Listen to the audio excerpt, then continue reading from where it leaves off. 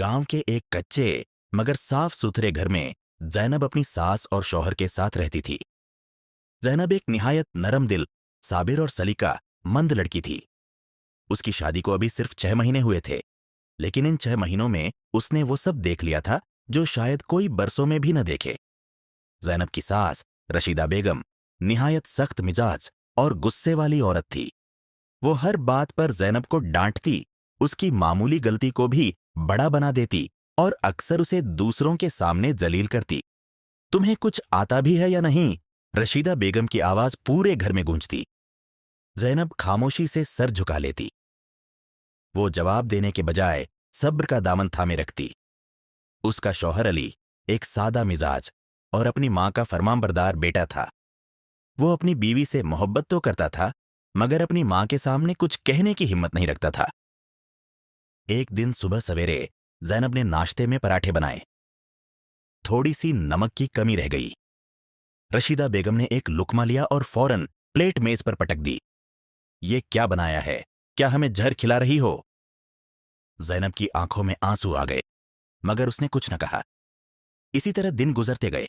कभी खाने में कमी, कभी सफाई में नुक्स, कभी कपड़ों में शिकायत। हर बात पर ज़ैनब को सुनना पड़ता। लेकिन ज़ैनब के दिल में नफरत नहीं थी। वो हर रात अल्लाह से दुआ करती, या अल्लाह मेरी सास के दिल को नरम कर दे, मुझे सब्र दे और मेरे घर में मोहब्बत पैदा कर दे। एक दिन रशीदा बेगम शदीद बीमार हो गईं। बुखार इतना तेज था कि वो उठ भी न सकती थी। अली दफ्तर गया हुआ था और घर में सिर्फ ज़ैनब ही थी। ज़ैनब ने फौरन अपनी सास की तीमारदारी शुरू कर दी। ठंडी पट्टियां रखीं, दवा दी और सारी रात जागकर उनका ख्याल रखा।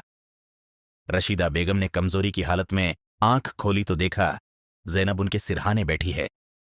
तुम अभी तक जाग रही हो? उन्होंने कमजोर आवाज में पूछा।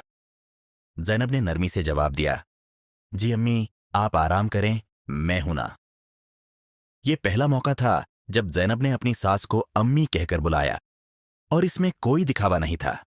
चंद दिनों में रशीदा बेगम की तबीयत बेहतर होने लगी, लेकिन अब उनके दिल में कुछ बदलने लगा था। वो सोचने लगी, मैंने इस लड़की के साथ क्या कुछ नहीं किया, फिर भी ये मेरी खिदमत कर रही है। एक शाम रशीदा बेगम ने ज़ैनब को अपने पास बुलाया। ज़ैनब, मुझे तुमसे बात करनी है। ज़ैनब घबरा गई। उसे लगा शायद फिर कोई शिकायत होगी। जी अम्मी। रशीदा बेगम की आंखों में आंसू थे। मुझे माफ कर दो, मैंने तुम्हारे साथ बहुत जुल्म किया। ज़ैनब हैरान रह गई। उसने फौरन कहा, नहीं अम्मी, आप ऐसी बातें ना करें, आप बड़ी हैं। रशीदा बेगम ने उसका हाथ पकड़ लिया। नहीं, आज मुझे अपनी गलती माननी है। तुमने हमेशा सब्र किया और मैंने हमेशा तुम्हें दुख दिया, लेकिन तुमने कभी बदला नहीं लिया, बल्कि मेरी खिदमत की। ज़ैनब की आंखों से भी आंसू बहने लगे। अम्मी, मैंने हमेशा आपको अपनी मां समझा है। मां नाराज भी हो जाए तो औलाद उससे नाराज नहीं होती। उस दिन के बाद घर का माहौल बदल गया। रशीदा बेगम अब ज़ैनब को बेटी की तरह समझने लगी। वो उसकी तारीफ करती, उसके साथ हंसती बातें करती और कभी कभी खुद उसके लिए चाय बनाकर ले आती। अली भी ये सब देखकर हैरान था।